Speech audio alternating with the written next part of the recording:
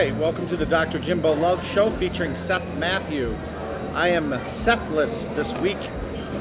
He is doing his bachelor party in Vegas, and from what I found out, he has not been lost and is not laying on the top of a hotel building like Doug from The Hangover. So we're hoping for a speedy return for Seth, and next week it'll be business as usual. Starting with a preview show, probably either Wednesday or Thursday, and then we'll go into the two-part shows on Saturday.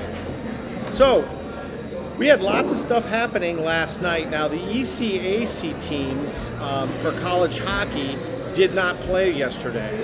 Cornell had a break, and they will be seeded after the Princeton-Harvard game completes tonight. They will have, and they'll know exactly who they're playing, and we'll give you all that preview, and we'll preview the whole tournament for you for the ECAC. Now, DU, University of Denver, played last night down in Colorado Springs against Colorado College. What a game for the DU Pioneers. They absolutely dominated on all aspects. They jumped out to a 2-goal lead in the first period, added another 2 goals in the second period, and then an empty netter at the end to win 5-0. So Magnus Corona, you did a great job. You didn't end up having any shots go through, and blocked a lot of shots. It was 19 shots that Colorado College had on goal, which is pretty sad if you think of it, because they only had 4 shots in the first period, 7 shots in the second period, and 8 shots in the third period. So DU's defense was really doing extremely well and keeping the puck from being even close to the net. Once again, the game will be tonight here in Denver at Magnus Arena. The puck drops at 7 o'clock this evening. So if you're not doing anything, folks, go on down there and see if you get a ticket. I know I just looked on StubHub, and they're selling seats as cheap as $10. So, I mean, it's just to see this kind of quality hockey, a team that's ranked in the top 5 in the nation, and being able to see them so up close like you can at Magnus Arena, you don't want to miss it. Our Avalanche keep dominating and moving on. There's a lot of trade talk with the trade deadline approaching. We'll give you more details about that in the preview, but there's some very big name players that they're looking to go get. So Joe Sackett, we wish you the best of luck. Go get us a winner, and let's bring home the cup this year. I was just downstairs, and I was sitting at the bar kind of preparing for the show, and in walked Cheyenne Short's mom. Now, Cheyenne Shorts, we talked a little bit about her yesterday, or last week, I should say. She is the former University of Denver soccer captain of the women's team. She went down and played with Alex Morgan, which you know from the U.S. women's team, at Orlando, and it's the Orlando Pride, and COVID, of course, canceled all of that, and she jumped the pond and is now playing in Paisley, Scotland, for the Celtic Hoops, is what they're called, in Scotland for the Women's Professional League. I had a chance to really kind of pick her mom's brain a little bit. As it works out, Cheyenne started when she was about 9 years old playing competitive soccer. She was playing soccer and going to camps as young as 4. She ended up going to East High School and being an all-state athlete, and then, of course, went to University of Denver, where she starred there and just did wonderful things while graduating in 2019. Interesting how her mother tells stories about the many trips that they had to make to play soccer down in Parker. And they lived up in Brighton, so after school, there was just not a whole lot of time for Cheyenne to do her homework, so she was studying in the back of the car or in the side seat of the car on the way to soccer practice. Her mom also told me about how many different tournaments all over the place: South Dakota, North Dakota, Wyoming, Montana, Kansas, New Mexico. I mean, all the surrounding states would have these big high-level tournaments, and of course, Cheyenne would be there, and her mom would be the one that would get her to and from these places. So hats off to Laura Mitzer. She is Cheyenne's mother, and thank you very much for all the information. We're going to feature Cheyenne 2 weeks from today. What we're going to do is we're going to do a phone call to her and talk to her a little bit about how her season's going. Now, last fall, they won the Cup, as they call it over there, which is the best team in her league. And I was just looking at some of the pictures, and it looks like it was a great celebration for the town of Paisley, Scotland. But anyways, we are going to feature her. We're going to talk, get some more in-depth about exactly what she's got going on. Her season is not going to complete until May. So we have some time here, and we're gonna definitely, like I said, feature her and try to get some more in-depth of what it's like to be a Division I athlete, go to the women's professional league here, the Orlando Pride, and then unfortunately with COVID have your season be canceled, and then what do you do?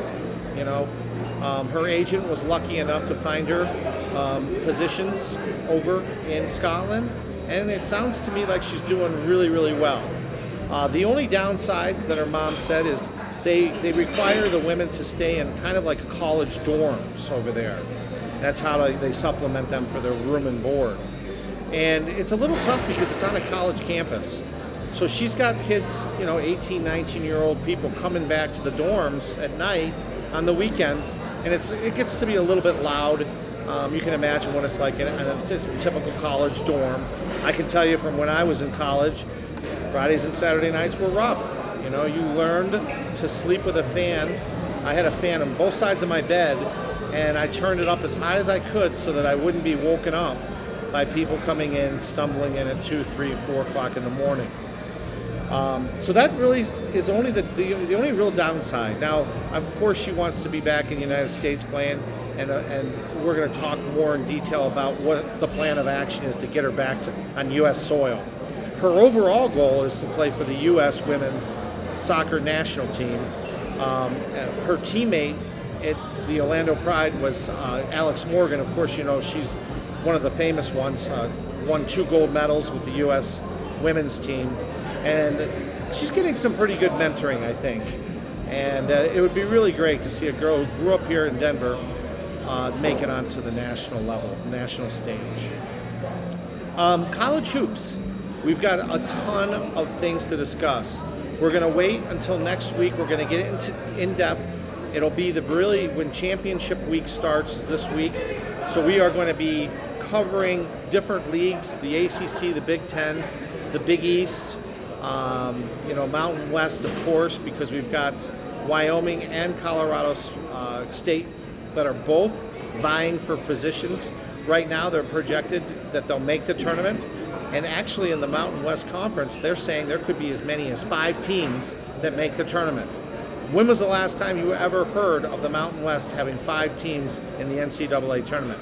Not since I've been out here for 25 years. So you've got Wyoming that's got a really, really great squad, and then you've got Colorado State, which is just playing wonderful basketball. I had a chance to watch them both play each other. CSU ended up pulling out a nail-biter, but I really, really wish I could have gone to that game, but it was sold out for 3 weeks.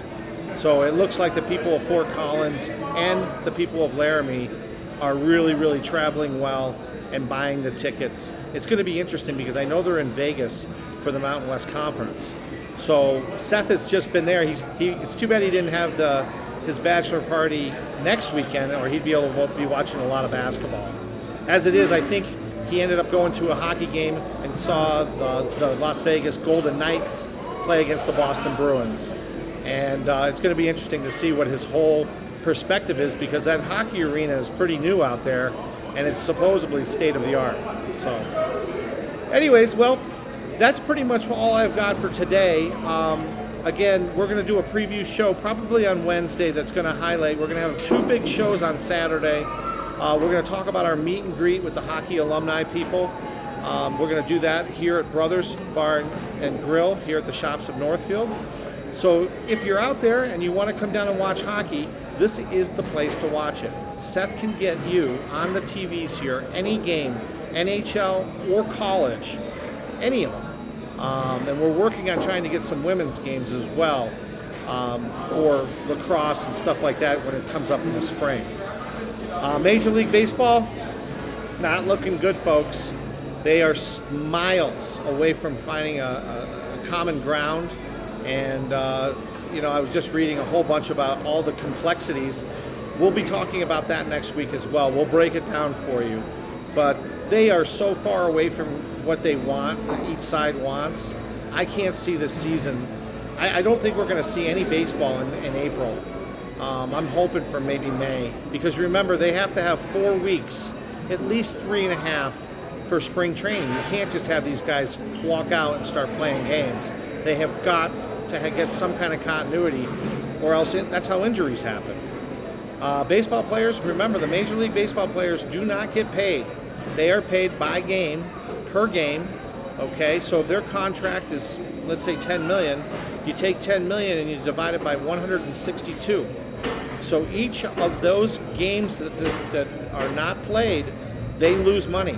Now, the owners don't really lose that money. They're losing the TV revenue, of course, and the gate revenue, but which one has deeper pockets? You have millionaires fighting against billionaires.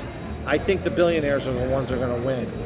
And I just hope that the Major League Baseball Players Association can somehow find a way to compromise and we don't have work stoppage going into May and June.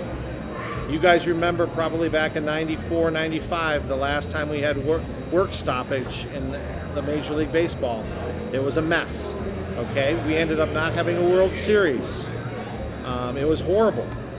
So let's hope that it doesn't get to that. And, I just, one of my favorite things to do in the world is to go to a day Rockies game, either a Saturday or a Wednesday businessman special, even Sundays, and just sit down there at Coors Field, have a couple beers, eat my pistachios, have a dog, and just get some sun. So I'm hoping that will, we can get this thing straightened out, because the weather's going to get really nice, and then every time you drive by Coors Field, you get that feeling in the bottom of your stomach of just dread and, boy, woulda, coulda, shoulda. We should be in there watching games. Not to mention all the businesses that are down in the Lodo area that are going to just suffer. I mean, they just came out of COVID. They need the money, the restaurants and bars down there. And, this is just another gut punch to them financially. So let's hope that happens. So next week, remember, we're going to be broadcasting live again from Brothers at the Shops of Northfield. Seth will be back, and we're going to go a deep dive into the college hoops and championship week. We're going to talk about Cheyenne Shorts. We'll probably talk about her in 2 weeks after we get a chance to call her and talk to her in Scotland. And then also, too, college hockey will have all of their tournaments next week. We'll get into the NCHC, the ECAC, and all the relevant top 20 hockey. Remember, they're vying for 10 open spots. 6 have already been filled. Only 16 teams make the Frozen Four tournament. So the 10 at-large bids, a lot of these games that are coming up are really going to be important for these teams to get these at-large bids. One being Cornell University. Cornell came off of a weekend last weekend that was fantastic. They beat Quinnipiac. They turned around, they beat Princeton. Okay? They are firing on all cylinders. Their coach is back. Okay? He has been out with COVID since December. Their goalie is absolutely just playing way above his head, and their lines are now full strength, and injuries are all finished. So look for Cornell to go very deep in the ECAC tournament. We'll be here to give you all the updates, and you can always come down and watch it on ESPN Plus. Any of the college hockey on the East Coast is covered by that. Now, of course, we'll get all the DU games. They'll be on no matter what. We'll be watching them very, very closely as well. Remember, folks, too, at 7 o'clock tonight, the puck drops at Magnus Arena on the campus of University of Denver, right off of University and I-25. $10 tickets are still available. If you get a chance to get down there and cheer on our Pios, please do. This is a bitter rivalry between two in-conference teams that are only 60 miles apart. So we're going to look and see if DU can come out firing hard like they did yesterday. Remember, they won 5-0, and they just completely outskated Colorado College. Let's hope they can do it again tonight. So we'll see you next Wednesday. Then don't forget to tune in if you want to watch any of our older episodes on YouTube. Just go to the Dr. Jimbo Love Show featuring Seth Matthew and pull up. You know, I always tell people, if you can't fall asleep at night, just put on our show. We'll take you into the deep REM sleep, the REM sleep that you crave. All right, folks, thank you very much, and we look forward to talking to you. And our shows again will be next week on Saturday. Come on down to Brothers, have a beer. We'll be here this afternoon and a couple times during the week as well. Remember, get out there and earn it, as Tom Hanks' character said at the end of Saving Private Ryan. Thank you so much, folks.